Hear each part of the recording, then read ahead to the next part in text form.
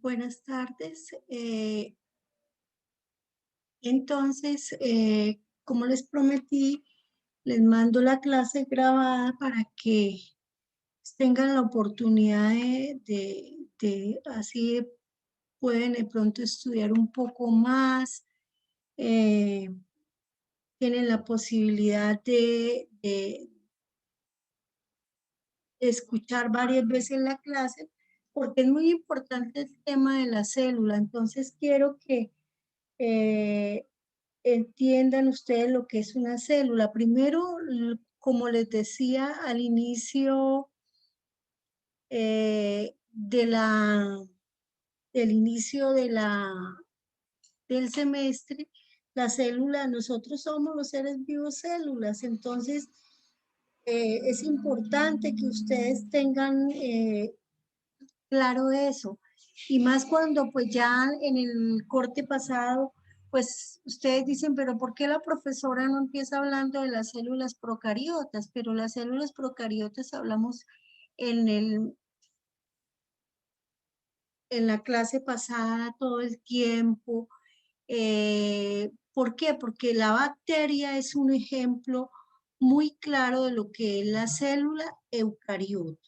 Entonces, cuando yo hablo de las células eucariotas, pues sabemos que las células eucariotas tienen una cantidad de estructuras que es muy importante que nosotros las estudiemos, porque muchas de esas estructuras tienen funciones muy importantes, ¿sí? Entonces, todos los seres vivos, y ustedes ya tienen claro qué es el dominio eucario, pues tienen células eucariotas, y cada célula de un organismo eucariota debe tener o debe desempeñar esencialmente los mismos procesos, como adquirir, asimilar alimento, eliminar desechos, sintetizar nuevos materiales celulares y en muchos casos ser capaz de moverse y reproducirse, así como los distintos órganos de nuestro cuerpo que están formados todos por células. Ustedes saben que muchas células forman un tejido y los tejidos van a formar los órganos, ¿sí? Que por ejemplo, el intestino es el que desempeña la absorción de alimentos, los riñones son los que eliminan. Entonces, del mismo modo, pues todas las células tienen una arquitectura interna que incluye organelos adecuados a las funciones que desempeñan, ¿sí? Es importante comprender que una célula no es una combinación fortuita o al azar de parte. Ustedes ya desde el inicio del semestre tienen entendido que los seres vivos somos seres ordenados, que el universo es ordenado desde el inicio hasta el fin, ¿sí? Es una entidad dinámica con muchas funciones, muchas reacciones bioquímicas al interior de la célula.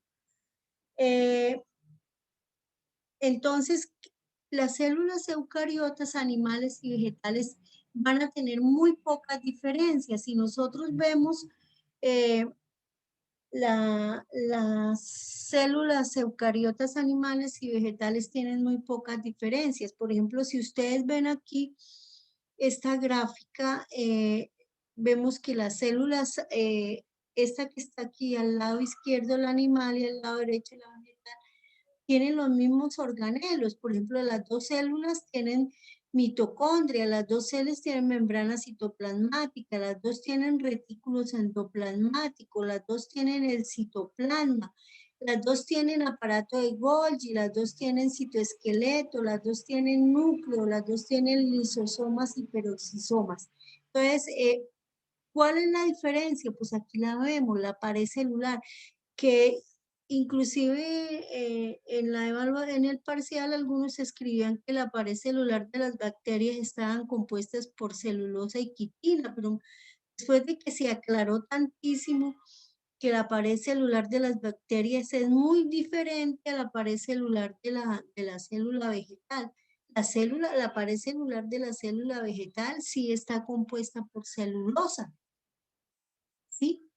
Que con el tiempo se va endureciendo. Otra diferencia importante son los cloroplastos, que es donde se realiza la fotosíntesis. Y otra diferencia importante es la vacuola, que tiene funciones de conservar el equilibrio hídrico, digamos, en la célula vegetal, reserva hídrica. Entonces, pues son muy pocas las diferencias entre ellas. La célula animal tiene más o menos, puede estar entre un tamaño entre 10 a 30 micras, pero una célula vegetal puede ser mucho más grande, entonces ahí también puede radicar o haber una diferencia importante. Aquí vemos una célula animal y decíamos que contiene muchas estructuras y cada estructura tiene su función, lo mismo que aquí vemos una célula vegetal. Entonces los cloroplastos son más adelante hablaremos un poquito de los cloroplastos. La vacuola es muy grande en la célula vegetal, ustedes la ven aquí, es bastante grande.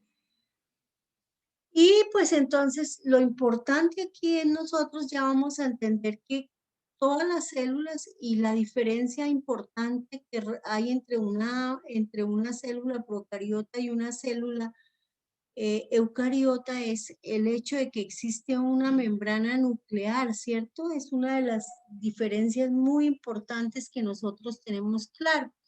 Entonces, las membranas celulares, digamos así, según dijimos anteriormente, todas las células son básicamente, como lo veíamos, muy semejantes, ¿sí? Muy diferentes de pronto en tamaño, las células, del tamaño más que todo depende del tejido donde se encuentran, de la función que tienen, la forma también depende mucho de la función, pero todas tienen un DNA como material genético. Desempeñan los mismos tipos de reacciones químicas y están todos esos organelos rodeados por una membrana externa. Cierto que tanto en las células procariotas como en las eucariotas, ¿sí? Es la membrana externa, pero en cambio en las procariotas no hay membrana nuclear. En las eucariotas sí hay una membrana nuclear. Entonces, nosotros podemos definir la membrana citoplasmática como una bicapa lipídica, ¿sí? Esa bicapa de lípidos es semipermeable ya que regula la entrada y salida de nutrientes. La célula puede existir como una entidad distinta, ¿sí? A causa de la membrana celular, ya que la membrana citoplasmática es la que regula el tránsito de materiales de adentro hacia afuera, de hacia adentro y hacia afuera. La membrana citoplasmática también se puede llamar membrana plasmática. En algunas partes uno lo encuentra ese nombre, membrana plasmática. Tiene como entre 7 y 9 nanómetros de grosor y pues no se puede ver en el microscopio óptico, pero la podemos ver en el microscopio electrónico, pero no se observa realmente sino como una capa delgada, ¿sí? Pero muy importante que nosotros entendamos, por ejemplo, que la membrana de los eucariotas está formada por una bicapa lipídica, ¿sí? ¿Qué quiere decir una bicapa lipídica? O sea que son dos capas de lípidos. Esas dos capas de lípidos están formadas por fosfolípidos, como lo vamos a ver más adelantico, colesterol, proteínas y glucolípidos. Entonces, pero ¿cuál es la función de la membrana citoplasmática? Como ya lo vimos, es conservar la estructura celular controlar el movimiento de sustancias del interior hacia el exterior y realizar procesos de reconocimiento celular. También transfiere señales físicas o químicas extracelulares. Todas estas funciones de la membrana son muy importantes y las moléculas de colesterol que les decía que están ahí, están embutidas en un interior hidrofóbico de la bicapa, ¿sí? En la que también existen numerosas moléculas de proteínas. Estas proteínas las conocemos como proteínas transmembranales o proteínas integrales, ¿sí? Las dos superficies de la membrana celular difieren considerablemente en la composición química. Las dos capas generalmente tienen concentraciones diferentes de tipos específicos de moléculas lipídicas. En muchos tipos de células, la capa externa es particularmente rica en lo que les decía, en moléculas de glucolípidos, ¿sí? Entonces, lo que vemos aquí en esta gráfica es muy importante. ¿Por qué? Porque si ustedes ven aquí, hay una cantidad de organelos de una célula eucariota. Los organelos de la célula eucariota, como ustedes ya están leyendo, en la copia que tienen, por ejemplo, aquí está la mitocondria, el complejo de Golgi, los retículos endoplasmáticos, el núcleo, pero observen ustedes que todos ellos están rodeados por una membrana. Esa membrana en los organelos también es una bicapa lipídica. Entonces, ¿qué quiere decir? Que esos organelos membranosos rodeados por una membrana es una bicapa lipídica, al igual que la membrana que va a recubrir toda la célula que la vemos aquí, ¿sí? Aquí también ustedes ven, dirán que es este sitio que se llama citosol es muy importante pues en todo lo que es el transporte y el metabolismo de los seres vivos. Entonces ustedes lo ven acá. Es como una frontera entre la membrana y el citoplasma. Todo esto que ven aquí ustedes, para los que no saben, es el citoplasma. Realmente nosotros aquí estamos repasando todo lo que ustedes a lo largo del tiempo han visto en su colegio. Entonces, ahí les queda claro lo importante de la membrana. Entonces, aquí vemos una membrana nuclear que es lo que caracteriza a las células eucariotas. ¿Sí? La membrana nuclear. Y aquí ustedes ven lo que es la membrana, una membrana citoplasmática. Observenla, miren esta gráfica, que aquí lo que nosotros vemos son unas proteínas. Más adelante, cuando veamos el metabolismo, estas proteínas las vamos a trabajar. Entonces, son lo que llamamos las proteínas transmembranales. Estas pelotitas aquí son la cabeza de los fosfolípidos y lo amarillito es la cola de los fosfolípidos. Entonces, ustedes ven aquí que es una doble capa. Miren, capa arriba y una capa abajo. Entonces, eso es lo que nosotros conocemos como la membrana citoplasmática, ¿sí? Acá tenemos entonces cómo está compuesta la membrana citoplasmática. La vimos recubriendo toda la célula y la vimos recubriendo todos los organelos. La membrana citoplasmática está compuesta de los fosfolípidos, esfingolípidos, esteroides, como el colesterol. Ojo, todo el mundo dice, ay, el colesterol es una grasa. No, el colesterol es un lípido, pero no es una grasa, es un esteroide. Entonces, desde ahora ya lo vamos a ver como un esteroide. Vamos a tener las proteínas. Nosotros las proteínas integrales parecen estar amarradas ahí a la membrana citoplasmática, ya sea por proteínas periféricas o por filamentos proteicos citoplasmáticos, ¿sí? La estructura de la bicapa es generalmente muy fluida, por eso lo llaman que es un mosaico fluido. Las moléculas de las proteínas pueden moverse lateralmente dentro de ella, formando diferentes patrones, ¿sí? O sea, que varían de acuerdo a la célula y de un lugar a otro. Por consiguiente, este modelo de estructura se conoce como el modelo de mosaico fluido. También les decía que hay muchos glucolípidos. Los glucolípidos por lo general están sobre la superficie de la membrana, ¿sí? Que va a formar lo que se llama el glucocáliz. Aquí dice glicocáliz, pero es glucocáliz también. Es un manto que se forma de los carbohidratos, pero yo no quiero que aquí ya me empiecen, que yo les diga a ustedes cómo está formada la membrana citoplasmática. Yo ya no quiero que vayan a decir que carbohidratos, que lípidos y proteínas, porque no voy a valer eso. Porque ya específicamente estamos hablando que está formada por fosfolípidos, esfingolípidos, por colesterol, por proteínas integrales, por glucolípidos que conforman el glucocáliz. El glucocáliz, ¿qué es? Es un manto que se forma, ¿sí? Y es de glucolípidos y glucoproteínas en la superficie de la membrana. Tiene como función proteger la superficie externa y como comunicar una célula con otra, también el proceso de comunicar una célula con la otra. Entonces decíamos que la membrana citoplasmática tiene componentes proteicos, ¿sí? Hay proteínas transmembranales y proteínas periféricas. Ojo.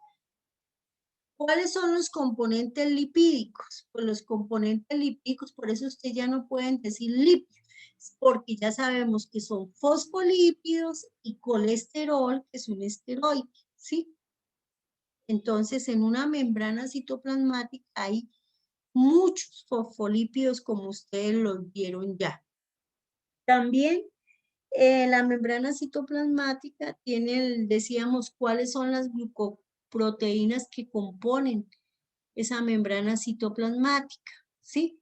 Son los cerebrócidos y los gangliósidos, que están formando el glucocáliz, que ya dijimos que es una membrana que protege eso. Entonces, aquí en esta gráfica, ustedes pueden ver lo que es en realidad una membrana citoplasmática. Uno no la ve nunca de esa manera y está cubriendo toda la célula, todo el citoplasma, pero también está recubriendo cada uno de los organelos que vimos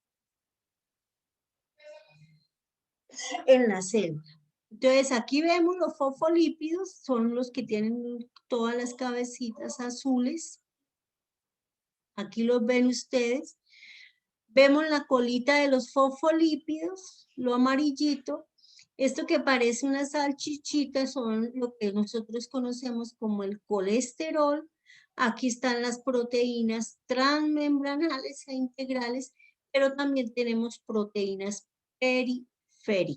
Entonces observen, y aquí vemos nosotros lo que es el glucocáliz, que está conformado por glucolípidos y por glucoproteínas. Ojo con eso, porque eso aquí lo tenemos en otra forma para que ustedes lo tengan claro de lo que es una membrana citoplasmática, que es tan importante dentro de cada una de las células, por lo que yo les decía, es la encargada de la entrada, salida, de reacciones químicas, de conservar el equilibrio de la célula, tiene muchas funciones.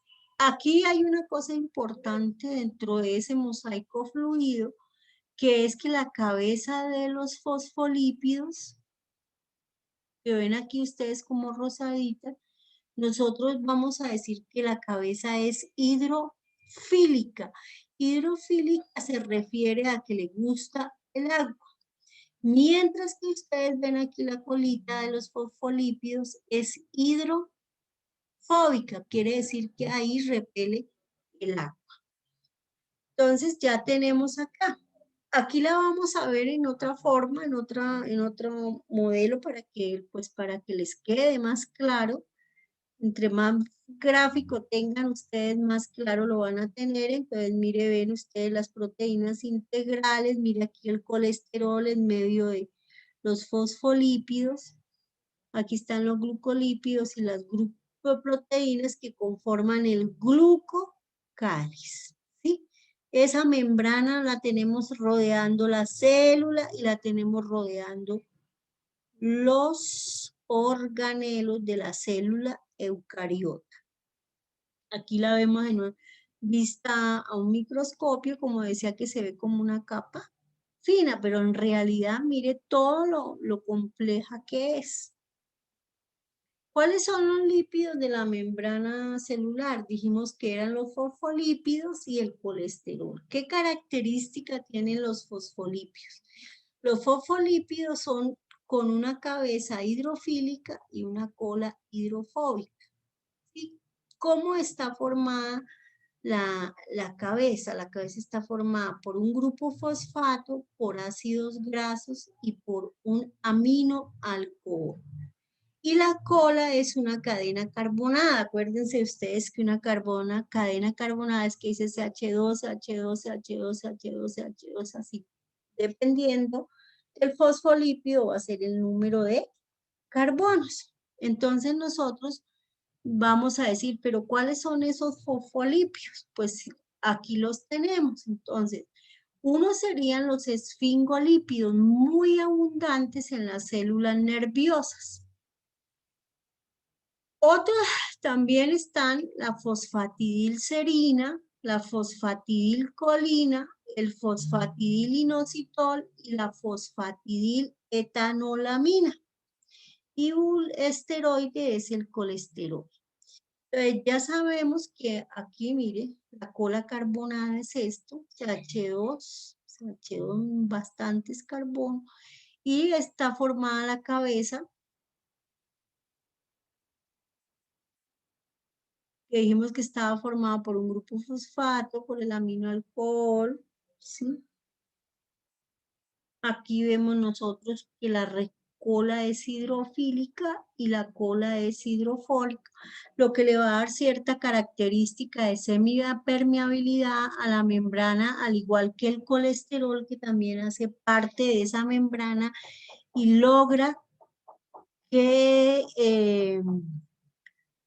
sea semipermeable. Aquí ven ustedes la estructura del colesterol, que es de origen fenantrénico. Ya en el otro corte les toca aprenderse la estructura. En este solamente la miran, la vemos, la conocemos. Y decíamos que cuáles son los esfingolípidos que conforman esa membrana. Entonces están las esfingomielinas, los cerebrósidos, aquí es cerebrósidos, y los gangliósidos, para que los tengan en cuenta, ¿sí? Entonces, mire, ¿qué sucede ahí? Los fosfolípidos pueden ser la fosfatidilcerina, entonces podemos aquí tener una fosfatidilcerina, aquí podemos tener un fosfatidilinositol, aquí podemos tener una fosfatidiletanolamina, aquí está la fosfatidilcolina, aquí está el colesterol, y entonces nosotros vemos lo importante de cada uno de ellos, porque cada uno de ellos va a tener su función y están aquí, y esto es el colesterol. Entonces, dependiendo de la célula y de la especie, van a ver o va a haber una cantidad mínima o más o menos de cada uno de esos fosfolípidos. La membrana celular de, por ejemplo, de las células bacterianas también es una bicapa lipídica, ¿no? En cuanto a la composición básica, es casi idéntica a la membrana celular de las células eucariotas. Nosotros cuando hablamos de la pasada no hablamos mucho de la membrana, pues porque ahorita pues la íbamos a trabajar bastante. Entonces, las membranas celulares bacterianas no contienen colesterol. Es una diferencia importante que ustedes van a tener en cuenta. En las eucariotas, todas las membranas de una célula, incluyendo aquellas que rodean a los distintos órganos, también tienen la misma estructura general. Sin embargo, hay diferencias en los tipos de lípidos, lo que yo les estoy hablando, y particularmente en el número y tipo de proteínas y glucolípidos, ¿sí? Que varían de membrana a membrana y también de lugar a lugar en la misma membrana. Estas diferencias le confieren a las membranas de diferentes tipos celulares y de los diferentes órganos propiedades únicas, ¿sí? Que pueden correlacionarse con diferencias en cada función. La mayoría de las membranas tienen aproximadamente 40% de lípidos y 60% de proteínas, pero varía en las células nerviosas, porque en las células nerviosas, como veremos, la relación va a ser mucha más cantidad de lípidos que proteínas, ¿sí? Entonces, las proteínas, que en cuanto a su estructura son extremadamente diversas, también desempeñan una variedad de funciones esenciales, ¿sí? Algunas de ellas son enzimas, ojo, que regulan las reacciones químicas en cada una de las células. Otras pueden ser receptores, ¿sí? Que están implicadas en el reconocimiento de sustancias extrañas, virus, bacterias, de cualquier cosa. O puede también el reconocimiento de hormonas. Hay proteínas de transporte, ¿sí? También. Porque nosotros ahora que veamos más adelante el transporte, ustedes se van a dar cuenta. Y a una temperatura fisiológica habitual, habíamos dicho que el interior es hidrofóbico, ¿sí? Porque la cola del fosfolípido es hidrofóbica. Tiene baja viscosidad y tiene una consistencia muy líquida más que gel. Entonces, ¿qué sucede? Un aumento de temperatura, una fiebre puede ser, digamos, puede aumentar la permeabilidad de la membrana. Entonces, así muchas veces la viscosidad se hace mayor que la del agua y entonces las células se pueden deshidratar. Eso es lo que sucede, las células se pueden deshidratar.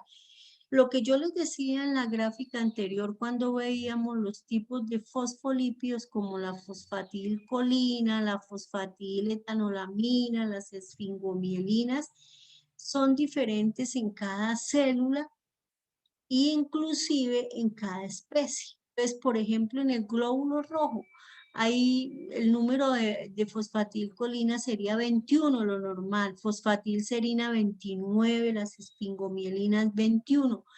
Pero, por ejemplo, en la neurona hay más poquita fosfatilcolina, pero hay mucha más fosfatilserina y muchas más esfingomielinas. Por ejemplo, en una bacteria, ya habíamos dicho que las bacterias no tienen colesterol en la membrana, ¿cierto? Pero, por ejemplo, lo que tienen es fosfatiletanolamina, etanolamina y fosfatilserina. Eso como para que tengan un cuadro comparativo de lo que cuando ustedes sean médicos, entonces, o sean profesionales de la salud, cualquier cosa, se van a dar cuenta que esto puede indicar enfermedad si hay deficiencia en algunas de ellas. Entonces, ahí lo tienen. Ahora, los fosfolípidos y el colesterol, como les decía, lo que van a determinar la fluidez de la membrana. El colesterol se encuentra espaciando las colas de los fosfolípidos, evitando que debido a los movimientos de estos se pierda la integridad de la membrana. Entonces, yo ya les decía que la relación entre los lípidos y la proteína es 1:1. Casi en todas las células hay igual cantidad de lípidos y proteínas, pero en las neuronas varía. Los lípidos son en las relaciones 4:1, muchos lípidos, esfingolípidos, como lo estamos viendo. Bueno, Aquí el movimiento de los fosfolípidos, para que ustedes lean ahí y me averigüen. ¿Qué quiere decir o qué función podría realizar este movimiento de flip-flop? ¿Sí? ¿Para qué es importante ese movimiento de flip-flop en la membrana citoplasmática? Ahora hablemos de las proteínas. Las proteínas, dijimos que habían proteínas transmembranales o integrales, proteínas periféricas o proteínas ancladas. Muchas veces las proteínas ancladas son como para uniones, muchas veces puede ser eso. Como veremos a lo largo de las clases, muchas de las proteínas son específicas de membrana, ¿sí? Y han servido para el estudio de la célula y han permitido conocer mucho la célula. Entonces ahí vamos a ver cuáles algunos ejemplos. Por ejemplo, de las proteínas transmembranales, ¿sí? La característica de ellas es que se proyectan hacia el citoplasma o al espacio extracelular y están compuestas de aminoácidos hidrofílicos, o sea, de aminoácidos que les gusta, que son afines al agua, y la región intramembranal se forma por aminoácidos hidrofóbicos, o sea, aminoácidos que no les gusta el agua. Entonces funcionan como canales iónicos. Ahora, las proteínas periféricas carecen de uniones covalentes con las proteínas integrales o los componentes fosfolipídicos de la membrana, pero participan como mensajeros. O sea, ellas son como las que reciben señales, transmiten señales, ¿sí? Ahora, ¿cuáles son los principales componentes? Las glucoproteínas lectinas son varias familias de proteínas que intervienen en el reconocimiento celular y defensa contra varios tipos de agentes, virus, bacterias y eso. Y esas serían pues periféricas también. Y las integrales, pues aquí tenemos algunas de las proteínas integrales, por ejemplo, en los glóbulos rojos, las acuoporinas. ¿Qué hacen las acuoporinas en los glóbulos rojos? Pues van a permitir el paso de agua. Nosotros vimos en el corte pasado, y esto como para un recorderis, que las porinas son proteínas propias de las bacterias que se encuentran en la membrana externa, ¿sí? Y forma canales para el paso de los disacáridos, fosfatos y moléculas, ¿sí? Ustedes saben que la membrana externa protege a las bacterias contra los antibióticos, las sales y proteasas. Entonces, para que lo tengan en cuenta, que también es un tipo de proteína integral en la bacteria. Y tenemos las glucoforinas, que también son propias de los glóbulos rojos, ¿sí? Esas glucoforinas, son también proteínas integrales y su alteración se observa en enfermedades neurológicas como el Alzheimer, la epilepsia y en enfermedades cardiovasculares. Ahora, las caderinas, las integrinas y las selectinas son proteínas de unión. Son muy importantes cuando veamos más adelantico lo que es algunas proteínas de unión, pero son proteínas propias de los tejidos epiteliales. Por ejemplo, entonces, ahí deben tener ustedes en cuenta eso. Entonces, estos son ejemplos de proteínas transmembranales o proteínas integrales. Aquí las vemos, ustedes ven una cantidad de proteínas integrales, las formas. Ahora, dentro de las proteínas periféricas, por ejemplo, tenemos la linfocitaria T1, la proteína RAS y la proteína SRC. Entonces, por ejemplo, la proteína linfocitaria, pues, pues la palabra lo dice, pues están los linfocitos y está producida por los linfocitos T cuando hay una respuesta inmunitaria.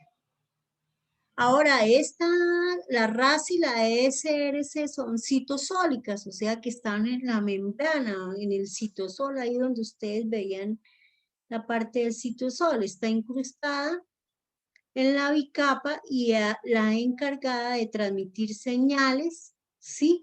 Y la SRC es la encargada de traducir las señales, ¿sí? Entonces, la una transmite y la otra traduce. Muy importante, por ejemplo, en todo lo que son respuestas inmunitarias. Entonces, mire la proteína SRC, que es la que traduce, y la proteína RAS, que es la que transmite las señales. Entonces, ella transmite y ella los traduce, pero están aquí en la parte de afuera de la membrana citoplasmática. Y aquí está, mire, la linfocitaria de los linfocitos. Entonces, ahí ustedes ven ejemplos de lo que son algunas, porque estamos solamente dando algunos ejemplos de proteínas periféricas. Es muy importante que ustedes conozcan toda la configuración del glóbulo rojo, porque pues glóbulo rojo es indica, puede ser uno de las células que más nos permite a nosotros conocer enfermedades, ¿cierto? Entonces, por ejemplo, hay una proteína periférica que es propia del glóbulo rojo, que es la esplectrina, que es la principal proteína de citoesqueleto y permite darle forma a los glóbulos rojos. Tengan esto en mente, ¿sí? Las glucoforinas, que ya hablamos anteriormente, que contribuye a la estabilidad de la membrana y sustratos antígenos de los grupos sanguíneos. Ustedes saben que muchos de los grupos sanguíneos se originan en la membrana de los glóbulos rojos. La bandeja 3 es la proteína integral, que también es propia del glóbulo rojo. ¿Qué hace la bandeja 3? La bandeja 3 es un transportador aniónico del bicarbonato y el cloruro, muy importante para conservar el pH en el glóbulo, en el tejido sanguíneo. Ojo con esto. La anaquirina es la que hace el puente de unión entre la membrana plasmática y el citoesqueleto, uniendo la espectrina y la bandeja 3. Entonces, el glóbulo rojo es esto que ustedes ven aquí. El glóbulo rojo es una de las células que no tiene núcleo en la madurez, ¿cierto? Entonces, mire, está formada prácticamente gracias a estas proteínas. El glóbulo rojo tiene la forma que tiene así como de un platillito, y entonces él se puede doblar, atravesar capilares. Entonces, ¿por qué? Porque estas proteínas lo permiten. Entonces, mire la espectrina que está a lo largo de todo lo que es el citoesqueleto, sostiene proteínas como la anaquirina, que ya les dije la función de cada una y que lo deben tener en cuenta. También hay otra importante aquí que lo vamos a ver nosotros más adelante cuando veamos el citoesqueleto, está la actina y la tropomiosina. Entonces son proteínas que van a formar todo lo que es el glóbulo rojo. Aquí está la glucoforina, que habíamos dicho que era una proteína integral o transmembranal, como lo ven aquí, pero también une, ¿sí? Hay una interacción importante en todas las proteínas. Entonces, un glóbulo rojo está formado mayor parte por proteínas integrales y proteínas periféricas, como lo ven ahí. Ahora, los organelos en la célula eucariota, como lo van a ver ustedes, pues los vamos a hablar más adelante, los vamos a profundizar. Ustedes tienen las copias, entonces para que nos rinda el tiempo, entonces vamos a hablar por encimita de ellos. La mitocondria, que ustedes ya saben, está formada por la membrana interna, y la membrana interna de la mitocondria, ojo, está también, es una bicapa lipídica, lo mismo que la membrana externa, ¿sí? Entonces, toda esta membrana es una bicapa lipídica, la externa y la interna, para que lo tengamos en cuenta cuando veamos metabolismo, la vamos a estudiar más a fondo. Y ahí en sus copias de organelos membranosos, pues leer lo importante, las funciones importantes de la mitocondria, porque eso es lo que vamos a estar trabajando todo este tiempo. Aquí tenemos una mitocondria, tiene la matriz mitocondrial, las crestas mitocondriales. Bueno,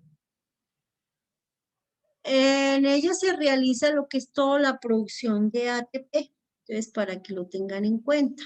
¿Qué ocurre en las mitocondrias? Pues se produce todo el ATP, toda la energía que nosotros producimos lo mismo que los cloroplastos en las plantas son los encargados de la fotosíntesis. Los cloroplastos en una planta están formados por el estroma y los tilacoides. En los tilacoides se lleva a cabo la fase oscura, la fase lumínica, cuando la energía solar se transforma en energía química, o la luz solar se transforma en luz, en una parte química. Y en el estroma se lleva a cabo todo lo que es la fase oscura, o sea, el ciclo de Calvin. Pues nosotros no nos vamos a detener mucho hablando ahorita de los cloroplastos, pero más adelante cuando se vea de pronto fotosíntesis, si lo vemos, bueno, entonces hablaremos de todo lo que es los cloroplastos. Está el retículo endoplasmático rugoso y liso, muy importantes son organelos con funciones muy importantes. La diferencia que vemos aquí rápida, y como ustedes lo tienen ahí, que el rugoso tiene ribosoma y el liso no tiene ribosoma. Además, la forma que tiene, ¿sí ven? La forma del liso muy diferente a la forma del rugoso. Entonces, ese retículo endoplasmático rugoso tiene como funciones la síntesis y maduración de proteínas de membrana. O sea, ahí no es en el retículo endoplasmático rugoso donde se sintetizan las proteínas, es en los ribosomas que están ahí en el retículo endoplasmático rugoso. Ahí lo que sucede es que en el retículo endoplasmático rugoso van a madurar las proteínas y muchas veces pues se va a detectar si están mal formadas o no. Y tenemos el retículo endoplasmático liso que tiene muchas funciones, por ejemplo, síntesis de esteroides. ¿Cuáles? Por ejemplo, el colesterol, que ya sabemos que es un esteroide. También participa en los procesos de detoxificación celular. Se encuentra en gran cantidad en células como los testículos y ovarios, ¿sí?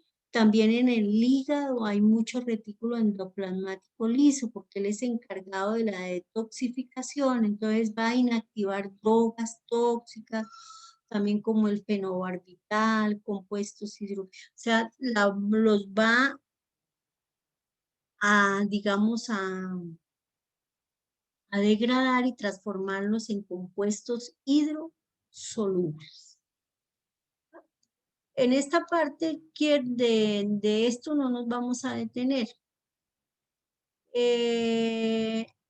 Van a leer qué consiste el proceso de glucolización, que es un proceso de maduración de proteínas. Ustedes van a leer eso, que se realiza específicamente por la asparragina y los N-ligandos. Y entonces, ¿cuál es la función de la glucolización? Es lograr un correcto plegado y conferir estabilidad a las glucoproteínas, o sea, cuando ellas maduran se hace un proceso de glucolización. ¿Para qué? Para que se pleguen bien. Las proteínas van a tener que plegarse, van a tener que madurar. Tienen muchas propiedades físicas que ellas hacen en ese momento de la maduración. El complejo de Golgi, como vamos a ver aquí rápidamente, procesa y distribuye las proteínas que maduraron. Entonces, él es el encargado de distribuirlas a los sitios de donde se necesita, ¿sí? En las células vegetales también se puede sintetizar los polisacáridos de la pared celular. ¿Cuál es un polisacárido de la pared celular? Pues la celulosa, para que ya no sigan confundiendo los peptidoglucanos con la celulosa, como lo hacen.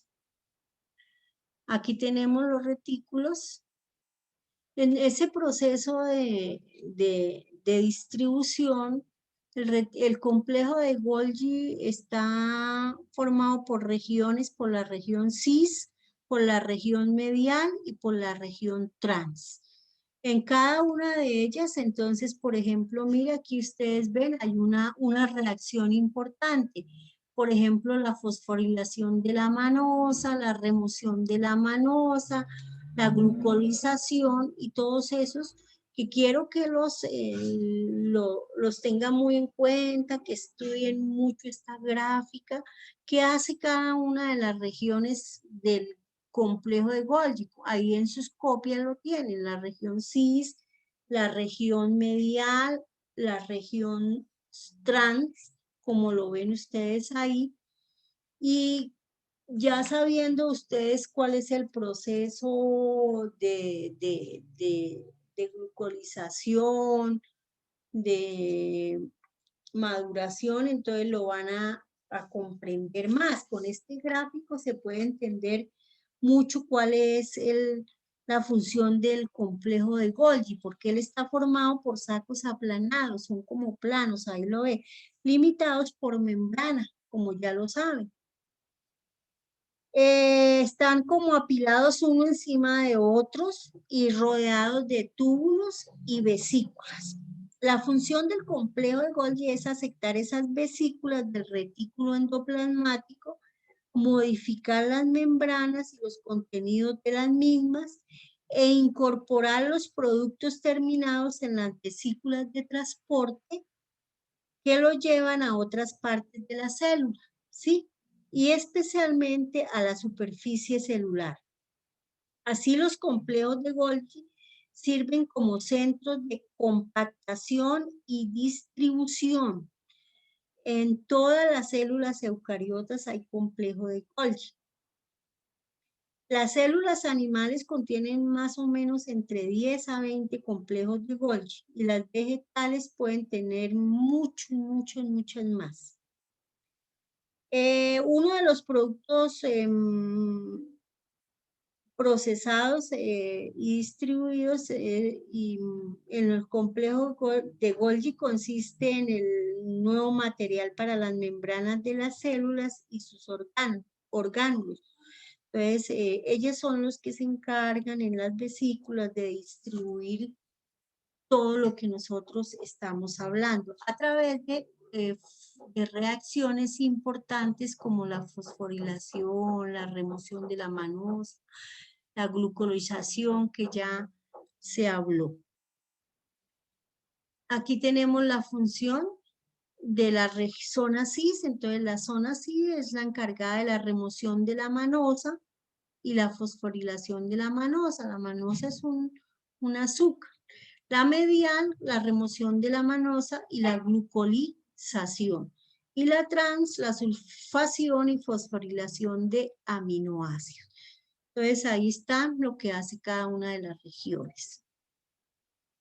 Aquí tienen otra gráfica como para que ustedes vean la relación que hay entre ellas y los lisosomas, porque los lisosomas, aquí vemos un complejo de Golgi visto en un microscopio electrónico, cómo se ve. Y entonces nos vamos para el núcleo, pero en el núcleo yo no me voy a detener porque ustedes tienen una conferencia bastante interesante del núcleo y aquí con estas diapositivas pueden complementar lo que es la función del núcleo y el poro nuclear, las esportinas, las importinas, ¿sí? Aquí tenemos los ribosomas, que como ya les dije, son los encargados de la síntesis de las proteínas. Los ribosomas están formados por una subunidad mayor y una subunidad menor. Los ribosomas son un complejo grande, no como uno lo ve como, los ve como punticos, pero realmente son mucho más complejos, que comprenden varias moléculas de RNA ribosomal y más de 50 proteínas organizadas en las dos subunidades. Aquí se ven.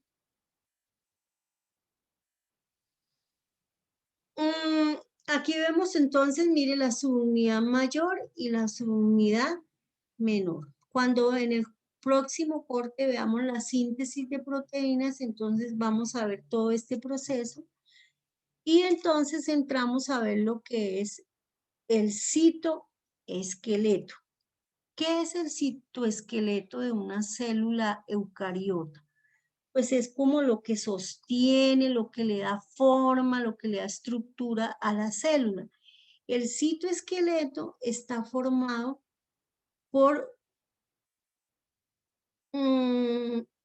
microfilamentos, microtúbulos y filamentos intermedios. Quiero que observen ustedes las funciones del citoesqueleto. Es mantener la organización celular, dirigir el tránsito intracelular, permitir el movimiento celular y mantener la posición de los organelos. ¿Cuáles son las fibras del citoesqueleto? Las fibras del citoesqueleto son las fibras proteicas de actina, los microtúbulos